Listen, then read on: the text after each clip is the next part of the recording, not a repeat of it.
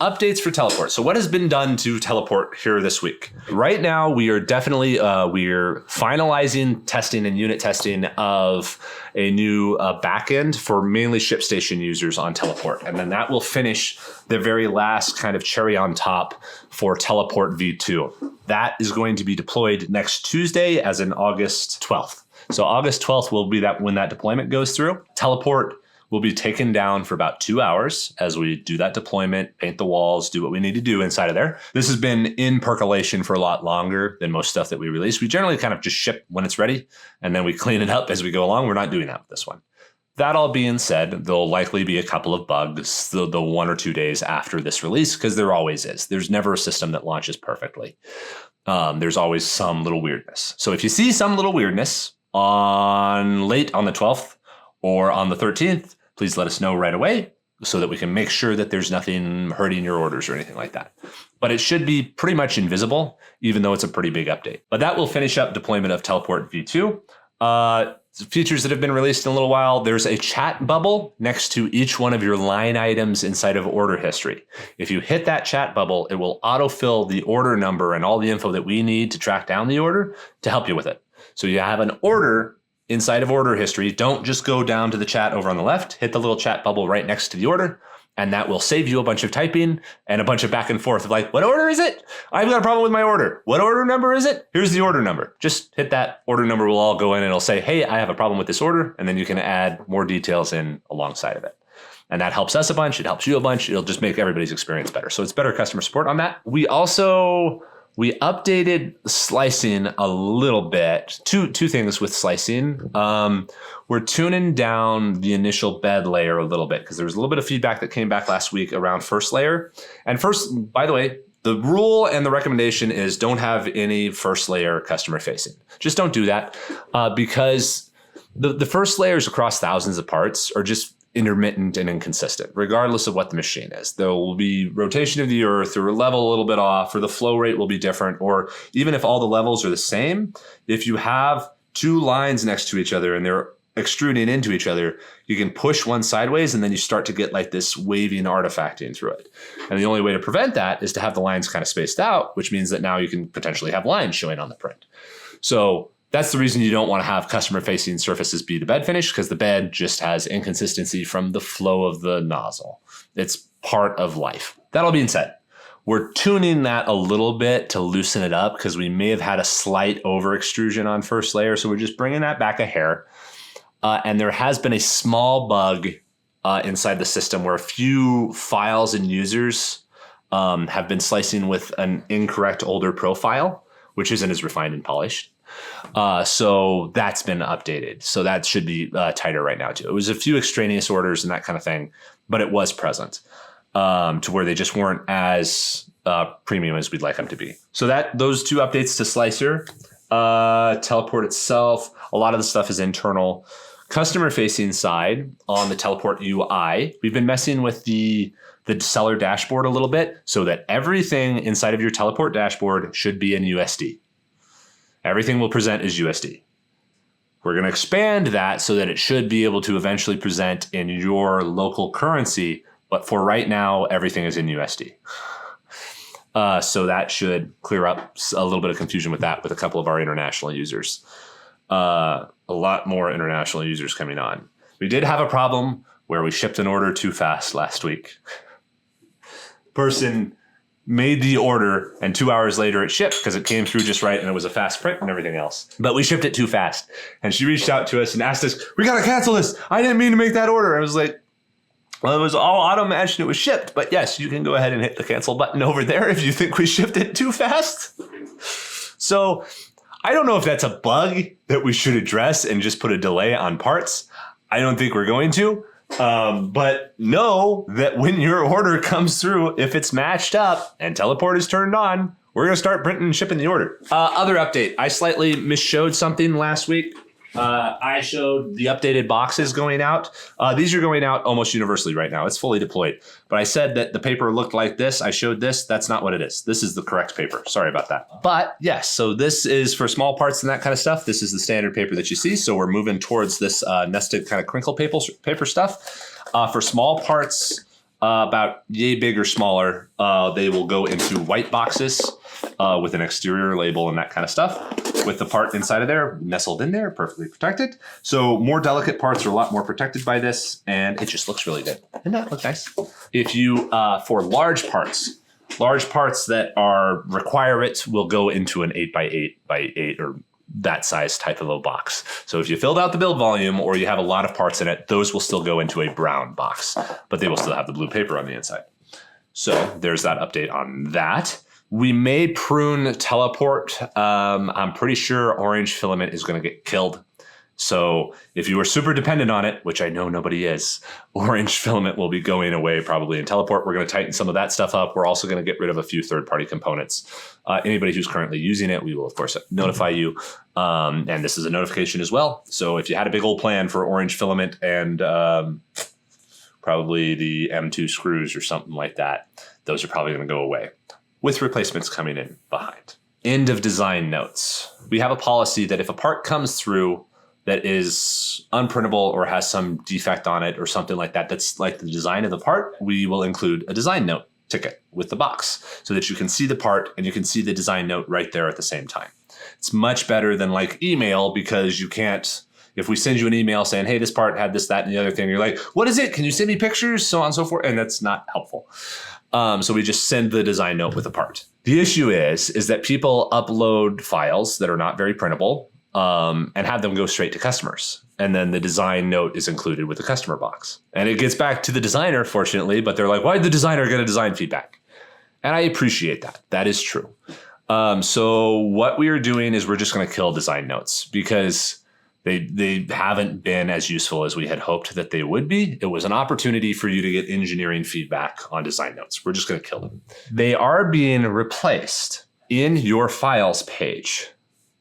We will send design notes directly to the file inside of Teleport, and it will highlight as yellow and have a little kind of chat box notification next to the file there. But all of that is part of a roadmap that's a few weeks out or so. So right now, if you're worried about your part or you want to get feedback on it, or you got a bad part in the mail and you're like, I can't believe they printed this, go check your design notes, because it's very possible that we saw that and we just want to get the feedback to you. It does help us a little bit in production too, because there's not that physical step of like the design note needs to be included with it. So it is an improvement, but a lot of people like the design notes for getting feedback from people, and some people don't like the design notes because the design notes go to a customer because they haven't qualified the print with Teleport yet. By the way, guys, with Teleport in general, I highly recommend getting a prototype of your part. The reason being is that our machine is different from your machine. That's like the simplest version of it all. Everyone will have their home machine, a Prusa, a Bamboo, a Creality, whatever it happens to be. And every one of those machines makes a different part in all kinds of different ways, from the slicer that you use to the filament that you use. Shrink will be different. Compensation will be different. The tops of holes will be different, for better or worse. Sometimes there are slicers out there that optimize for print quality, but they screw up your tolerances. So there's these trade-offs that come in. So it is important that while you are developing a design, you develop for the machinery that it's going to be made on. So I would say get the prototype out on your home machine and then expect going through like 1 or 2 tries on Teleport to make sure it's fully optimized for Teleport. Obviously, we have design notes over on Slant POD and all the videos on this channel and that kind of thing, talking about how good design. And we're working on trying to condense and focus those a little bit more, and kind of put together like a 10 commandments for Teleport. But product design is not a 10 commandments thing. Good product design isn't.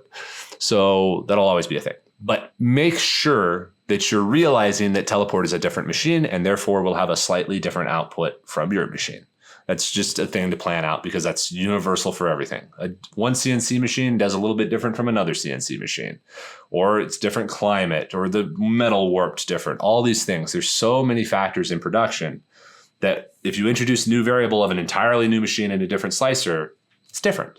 It's our job to keep on making it more similar, because for us, from like a customer service standpoint, we want to have you say, I use a Bamboo machine, and we're like, okay, we need to use all Bamboo settings for this person, send that through, so that it looks the same. That's just part of building.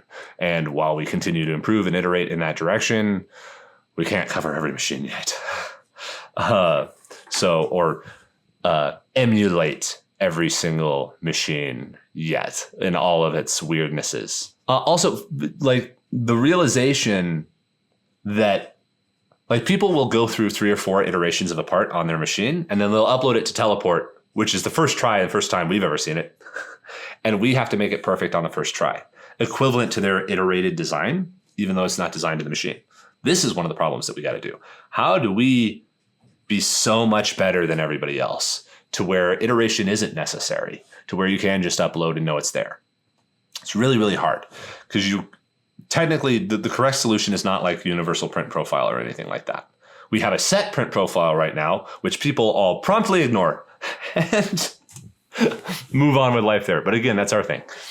But that's the challenge of a 3D printing service. So there's context about like where this is going and what we're going to do to address this. Like I said before, like we're getting rid of orange and that kind of stuff. Teleport is going to become more focused, and we're going to keep on harping on like the uses that it's good for. So like right now, Teleport is amazing at making nightlights, great at making cookie cutters, great for functional parts, great for terrain and that kind of stuff. Home goods that are well designed and chunky, like the universal things. Like if you're making a chunky, fat 3D printed part, so on and so forth, that's all great. If you're making itty bitty tiny parts, don't want to do that. If you want to fill up a box with 200 tiny little parts, probably shouldn't do that. But we'll continue to add in those, and we chase out the long tail. We were doing test prints the other day that were like this big and had little fine things on them there just for verifying it. So we keep on casting more light into the dark corners, but Teleport has a long way to go. That all being said, we're going to focus Teleports towards like kind of specific applications because it makes it more maintainable for us. Like, oh, here's how you use Teleport for making night lights and that kind of thing. And then we can fully support and build out all of the flow for night lights and then go kind of category by category. And that's the right way of doing it. We released Teleport as open-ended. I knew it was going to be a monster when that happened, but doing the focused version of it is actually a tougher technical challenge because there's more that like the developers need to know about, and software developers don't always understand 3D printing.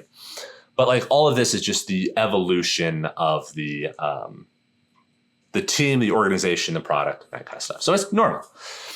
So long as we're not getting worse, and we're not getting worse, everything gets better by leaps and bounds every week, to where we keep on making thousands more parts and getting better at stuff, and the team gets better, and so on and so forth. One last update to Teleport. I did tease this last week. We have a new feature to Teleport, almost a new product within Teleport. We're building it right now. It's a big deal. You guys are going to love us so much. I have no doubt, because we are building something that addresses so many problems with creating a 3D printing business. So I'm really, really jazzed about it. And we're really going to be really excited to release it. It should be coming out probably about 2 weeks from here. We'll release it kind of in beta to a few folks. And then, we'll release it more broadly. But I'm sure there's one thing about it that everybody's going to wildly dislike. Not everybody, a few people are going to wildly dislike, but it will still be stupidly valuable to folks. But it will be a great addition to Teleport. If you're an existing Teleport user, you'll get access to it. It's not going to be behind a paid tier or anything like that. It will be free and open and available. If you're a new user to Teleport, this new feature will be really great for you. If you're completely new and fresh, and if you're old as salt or something like that, it'll be really nifty too. But the enablement that comes from this, how much more power you're going to have in your hands as a designer, as a business operator, it's going to be really cool. You guys are going to, pretty sure everybody's going to really, really like it. But anyhow, so that's Teleport.